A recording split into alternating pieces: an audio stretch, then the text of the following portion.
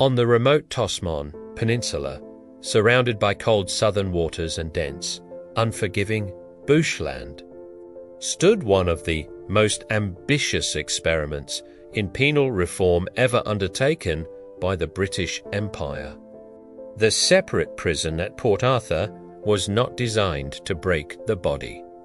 It was designed to reach something deeper, to isolate, to quiet, to force a man into confrontation with himself.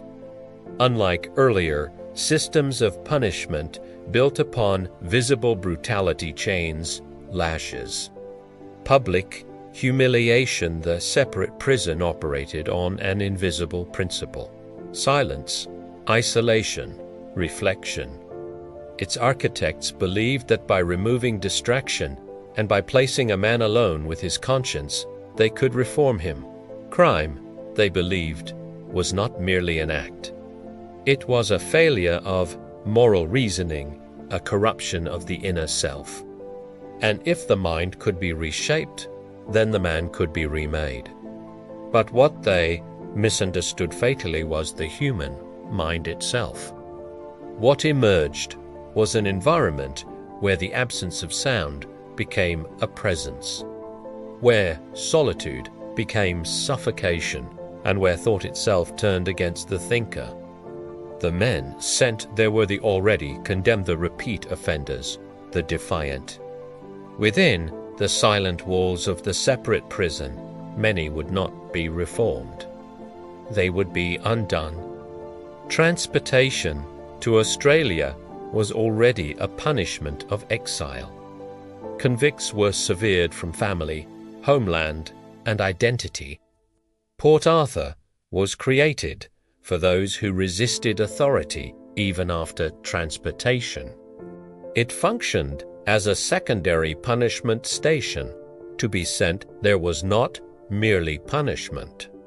It was a declaration that previous punishment had failed.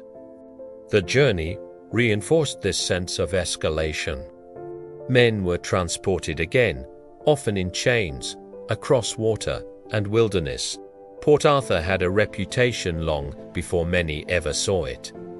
It was spoken of as a place where men disappeared into discipline. The geography amplified this fear. The settlement was almost entirely surrounded by water, with the narrow land connection at Eaglehawk neck guarded constantly. Stories circulated of escape attempts ending in drowning, starvation, or recapture followed by severe punishment.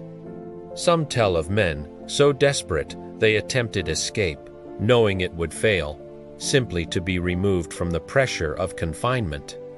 One recorded account describes a convict who attempted to escape to exchange one form of suffering for another, believing the lash preferable to the silence. By the mid-19th century, penal philosophy was changing. Reformers argued that punishments hardened criminals rather than correcting them. Influenced by Enlightenment thinking, a new model began to emerge, one that sought to reform the individual internally. The principle was simple: isolate the prisoner, enforce silence, and provide religious instruction. The Bible would serve as both companion and guide. Construction began in 1848. It was a deliberate institution, influenced by similar prisons in Britain, such as Pentonville. There were to be no chains dragging across floors, no public floggings, no visible brutality. Instead, there would be silence. The building itself was a physical manifestation of the philosophy behind it. Every element was designed to enforce separation not just physically, but psychologically. Each prisoner was housed in an individual cell.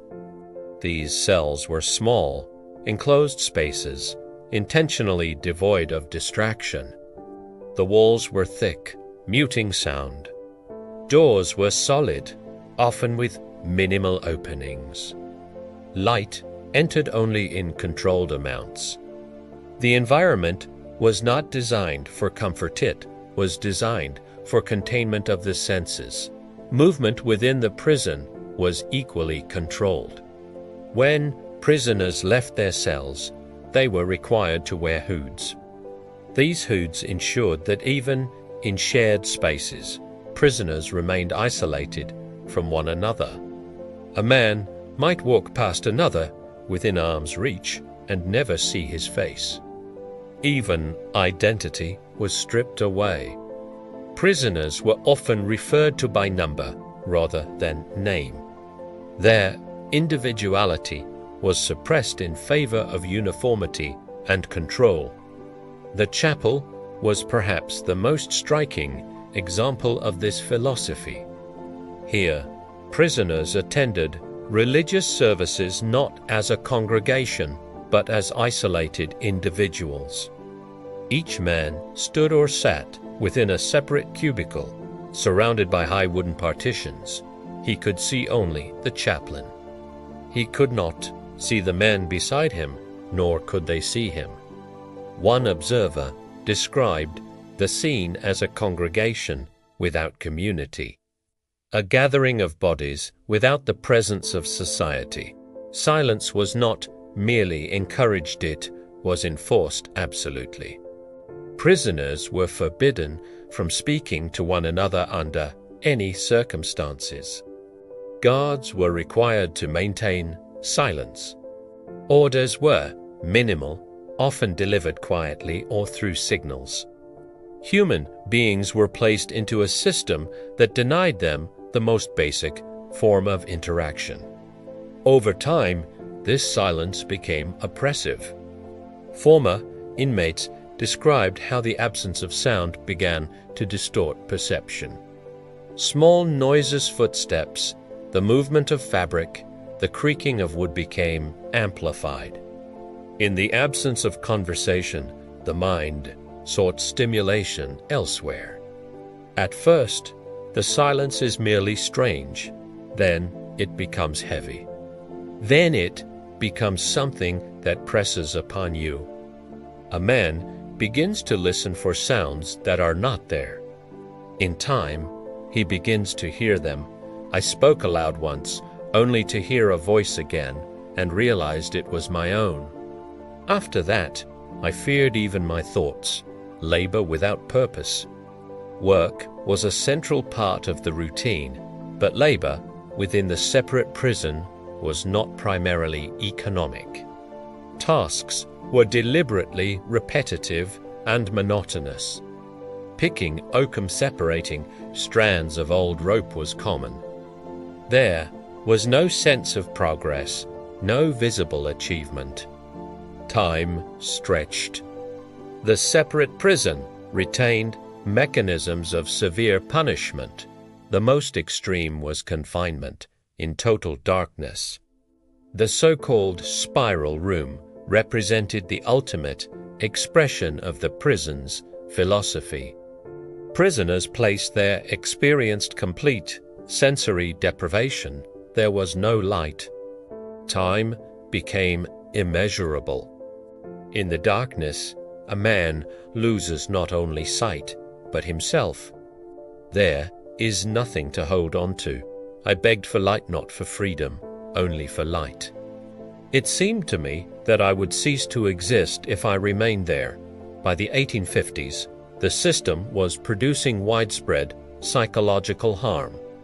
Prisoners exhibited symptoms recognized today as severe psychological disorders, hallucinations, paranoia, and sudden violent outbursts.